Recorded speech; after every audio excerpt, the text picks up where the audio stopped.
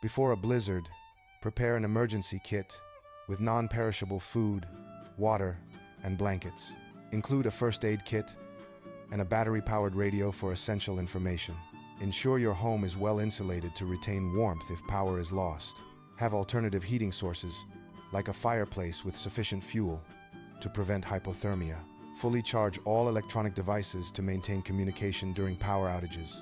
During a blizzard, staying indoors is crucial to avoid severe weather hazards.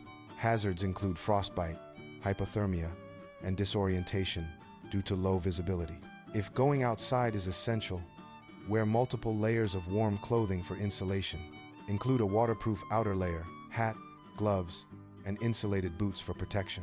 Clear pathways only if safe, ensuring not to overexert yourself in the cold.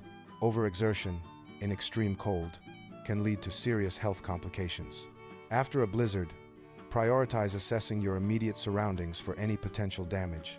Check for downed power lines, structural issues, or other hazards, and report them to authorities. Conserve essential resources like food and water until utilities are restored or help arrives. Monitor official advisories for updates on road conditions and general safety information. Avoid unnecessary travel until conditions are officially declared safe by emergency services.